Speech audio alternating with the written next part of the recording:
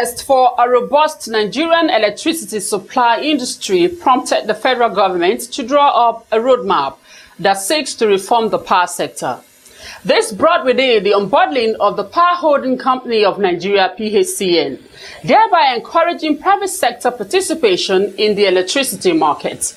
As with all other aspects of the sector, investment in human capital development have been inadequate. A very good evening to you and welcome to your business review program, Economy Today. I am Zainab Obitin. For so many years, it is on record that there has been no significant investment in the human capital in the power sector. And so, being mindful of this fact, the federal government is putting in place structures to ensure aging and nearly retirement staff in the reformed power sector are replaced. Our focus today will be on the planned National Power Sector Apprenticeship Scheme, Napsas. Enjoy this package.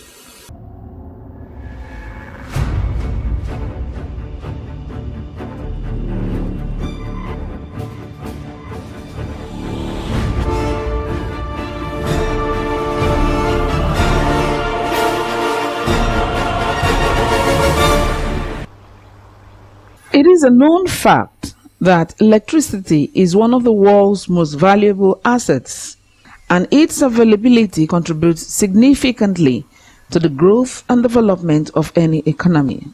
Over the years, Nigerians have had to grapple with inadequate and unreliable electricity supply, which of course crippled the growth of productive and commercial industries. The lack of electricity is depleting the tremendous energy and creativity necessary for development. And so, taking cognizance of this fact, the present administration of President Goodluck Jonathan sprang into action and initiated a roadmap for the power sector.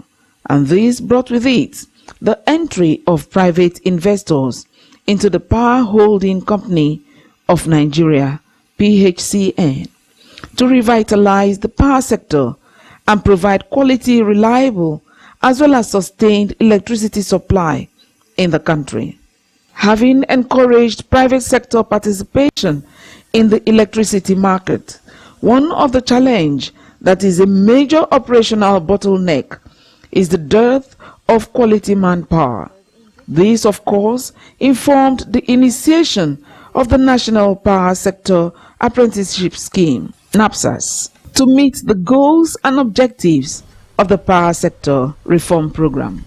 Professor Chinedu Nebo, the Honorable Minister of Power, tells us about the scheme. The scheme was conceived because of the very apparent shortage of human capacity in the power sector. That is the entire value chain from generation to transmission, to distribution, to supply. We lack manpower. Secondly, we also lack manpower with regard to maintenance of facilities. Now, you come to some of our discos, for instance. I know of a disco that had at a time 500 climbers and linesmen, and at a time that number, because of retirement and aging, dropped to 50. What it means is that we have reduced their effective capacity to repair broken lines to 10% of what it was. Good governance and commitment to uplift the quality of life of the citizenry will certainly generate economic activities that will improve the purchasing power of the populace and create exponential growth of the economy. Therefore, old hands are to be replaced. During the privatization exercise, we also realized that many people, in fact, if you looked at the entire manpower distribution, you find out that in the next few years, many of those in the power sector will retire and go. That is, those retained by the private sector people. But of course, what do you think of a situation where, apart from President Goodluck Jonathan, who now gave us the muscles to start redressing this, for 16 years, neither NEPA nor PACN employed any engineers or technologies for the entire value chain of the power sector. So we had a power sector that was aging, atrophy had set in, and everything was just being left like that. So we realized that if we did not do something to redress this issue by infusing and injecting into the sector well-trained people of capacity in many areas, whether it is artisans, technicians, technologies, linesmen, fitters, maintenance people, injection substation operations, people, then we will be bequeathing to the private sector a totally moribund power sector. Ambassador Godnose Igali is the Permanent Secretary, Ministry of Power. The scheme will benefit the sector because you need people to do these things. You need people that will climb, like I said. And when people climb, you also need those that they climb and they go and fix things. Or if there's an electrical surge somewhere, you don't need the engineers all the time to go to rectify this fault. Some are technical faults. So you need people that have the level of OND, NC, school SAT, a technical certificate that will be trained and retrained. We don't just employ people that have OND and send them to the field. Some of these things are very high, they have high level of sensitivity. So people have to be trained on how to handle this equipment. And so the training is going to be in two forms. A little part of it in the classroom, maybe about 30%, but 70% will be hands-on on the field. This scheme is expected to bridge the gap of the deficiency of skilled and experienced manpower in the reformed sector. We deserve to have power in our houses and for our businesses in the quantity and in the quality we want. We don't want power that is unreliable, that comes and there's surge and so on. But at the same time, we also recognize that the journey has taken us progressively somewhere.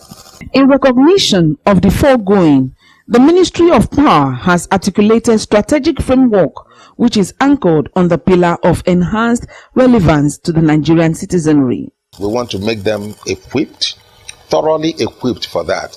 And that is why with the National Power Training Institute, our consultants, and then also with Memorandum of Understanding signed with National Open Universities for all of their facilities across the nation, we will be able to do this training where the people really are, so that within 6 months to a year, immediately the program is flagged off in a few weeks' time, Nigeria will begin to heave a sigh of relief that adequate manpower is being produced. But I tell you the truth, 7,400 is just the beginning. For those who are interested in the power sector, a lot more will be needed. There is a project that I know now that has given me an indication that they are going to be needing thousands upon thousands of technicians and engineers in the next few years. Through this program, there will be delivery of tangible services in the power sector to ensure survival and competitiveness. Ruben Okeke is the Director General, National Power Training Institute, NAPTIN. The young ones that have not been in the power sector before, they don't even know what is called a cable or a line, or how to erect a pole when there is storm and pole falls, when the lines get caught, when a transformer is even out of circuit, when you stay in your house and you say part of your house has light, the other part doesn't have light. Who are you going to call? So the Napsas program is to provide the workforce a competent workforce that can come and attend to your fault anytime such thing occurs. The program also seeks to broaden and deepen the manpower base of the economy to meet national needs. This is a unique program. Every state would have trained people in the electricity sector. They will have trained people. In addition to these things I mentioned, renewables are becoming more and more popular. Many of these young people we are training, when eventually God opens their eyes, they will realize that doing solar businesses or projects here and there will earn them so much more than any employer could ever pay them. So at the end of the day, we are going to end up producing electropreneurs. Just as people produce entrepreneurs or agropreneurs, we will also have our own electropreneurs, people who are very talented in the art of maintaining or setting up or installing solar facilities. That's why we support the appointment of the consultants. So we sit down with the consultants and tell them our criteria, and if the state governor is to nominate 200 from his indigene, from his state, his indigenes from the state, then he knows very well on how to get down to the grassroots and get everybody to benefit. It is not what Minister of Power will sit just there and select. Even though 50% of those trainees from each of the states, will be sponsored by the federal government, it is still the consultant and the governor and maybe local government chairman who will select who is going to be in this program. And by doing so, I think everybody, it is not everybody that will come. We are talking of only 200 from the state. Ruben Okeke takes us through the process. It's a 6 months training for the apprentices. They are going to spend a total of 4 weeks in the classroom, and the other 5 months is going to be in the field with live equipment. It's on the job. So it's going to be fast-tracked. We have instructors, we have already laid out how this training is going to be done. So when after the induction, the very first 2 weeks induction, they are going to be put right there in the field. They are going to work with the existing ones who are in the field, the industry practitioners that are there right now. Then our instructors will be with them. The federal government, through the Ministry of Power, is at the vanguard of promoting values, ethics, and disposition which are supportive of the development of a sane, orderly, and prosperous society. The duration will be between 6 months and a year. We are trying to see if we can make it accelerated to reduce it, but it will not be less than 6 months. Mr. President knows that it's almost an emergency situation, and President Jonathan says government will bear the brunt. The state governments will bear the brunt for those they are sending, which is half of the total. The federal government will bear the brunt, the whole cost, because they will all be paid monthly allowances. Their tuition and fees will be paid by government. So this is really a massive effort of government, not just to create jobs, but to create relevant jobs, life-sustaining jobs, jobs that have the coloration of sustainability. Because at the end of the day, these young people are going to be making money, that people are going to be looking for them. So we are not just trying to churn young people into the job markets and at the end of the day they come around and looking for jobs here and there. They will be in top demand. And I'm actually looking for a day when Nigerians will begin to respect skilled workers. I don't see why a skilled worker should not earn more than a graduate. It doesn't make any sense to me that if you have your hands and you're very skilled in your job, that you shouldn't earn more than somebody who brings a dusty certificate that he cannot or she cannot defend. So whenever Nigeria comes to that level, especially in the industries, where they begin to see skilled workers as preeminent in sustenance of sustainability of our industrial revolution plan, then we would have arisen, awoken from sleep. So that's what we are trying to do. Give them that confidence, equip them with all the skills they need, launch them into the place, and believe it or not, it's just like the people Naptin has been training. Most of them are already been employed by the people they served during their hands-on experience. So the market is out there for them. Ambassador Godknows Igali speaks more on the power sector programs. What we tell Nigerians is that we're trying, we're working hard. We cannot rest. We must not rest, because until Nigerians have electricity in the quality and the quantities they have. That's what my ministers, the vice president, the president, almost every day we have meetings in the villa on power. Every day there's meeting with the vice president, with president, every single day. We are doing all this, and they're really driving us, and we are then driving the new owners. So let Nigerians give us a little bit of time. What we are going to see, like I say all the time, is a gradual increase. Presently, important and determined steps have been taken to ensure quality and adequate supply of electricity in the country.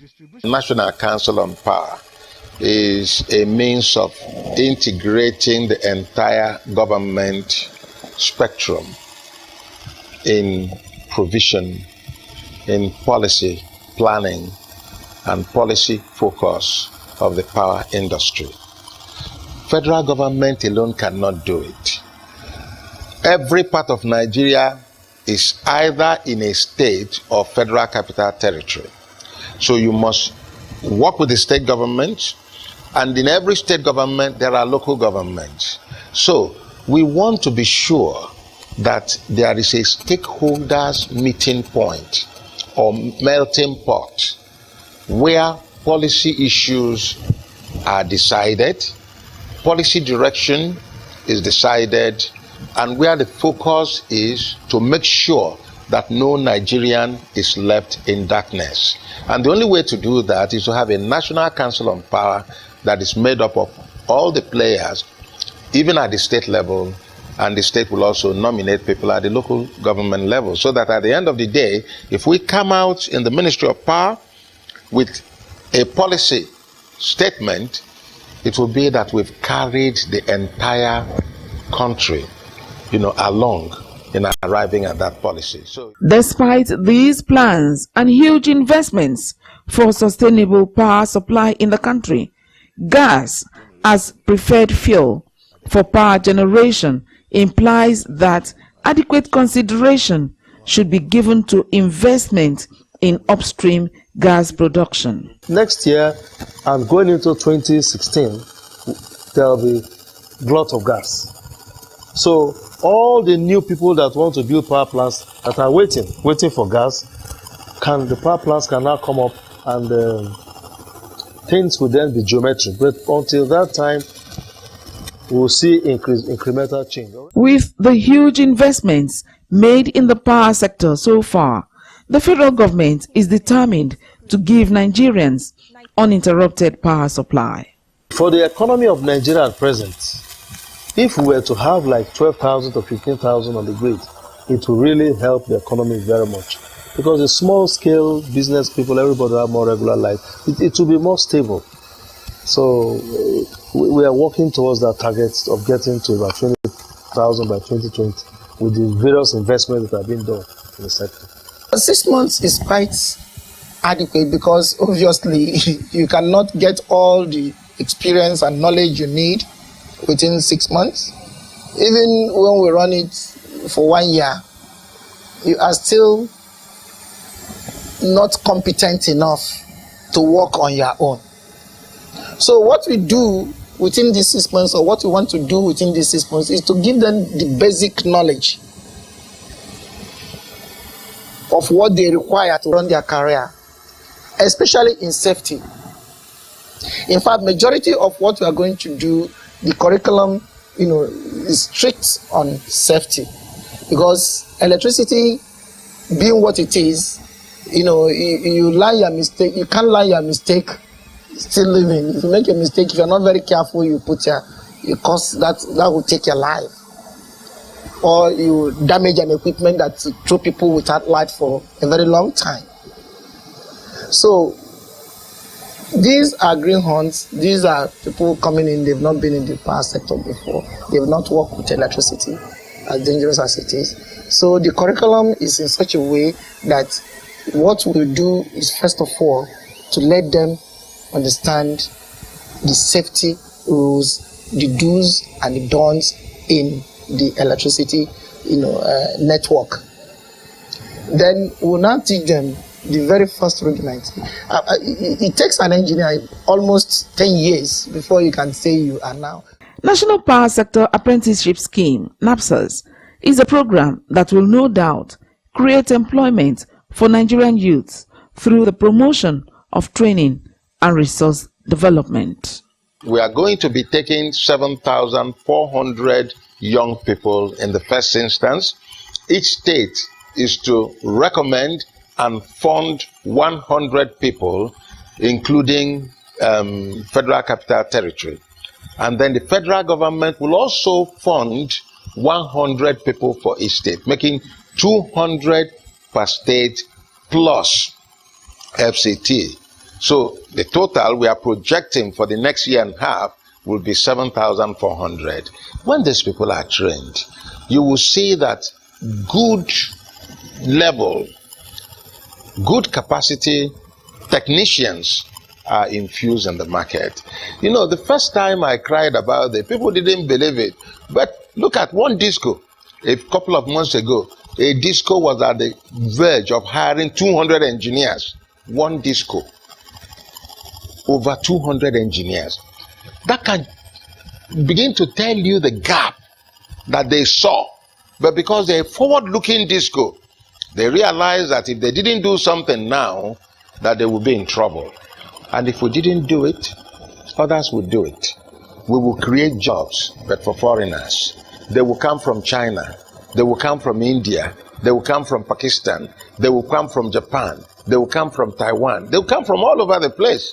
People are looking for jobs. We did it in such a way that it would be, cost effective for the trainees and even for the sponsors.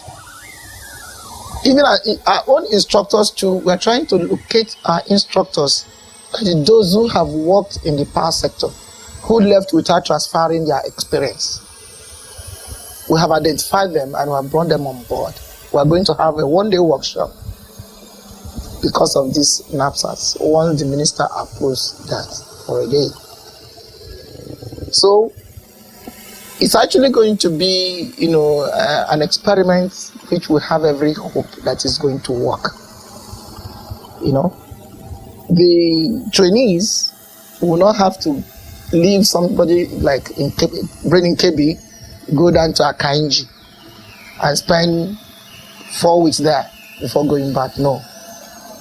You will only get to the study center of National Open University in KB, and we will train you there, give you the hands-on classroom training, after which you will go back to your house every day. Then for practical training, you go to Bringing KB Business Unit, and that's where you're going to receive your practical training. That is our presentation in today's edition. I hope you found it very insightful and informative, with the structures on grounds to improve the competence of the workforce in the power sector. Through skills enhancement and professional development programs, let's hope and pray that the objectives and the vision of the power sector reform program succeed. Thank you for being such great company. In case you miss any part of the broadcast, you can visit our website www.promantroservices.com. You can also like us on our Facebook page, Economy Today on NTAI. To watch our previous episode, you can visit www.youtube.com/Economy Today on NTAI. I am Zainab Obitin. Remember to wash your hands regularly and observe hygiene habits. From the entire crew, we say have a wonderful weekend. See you next week.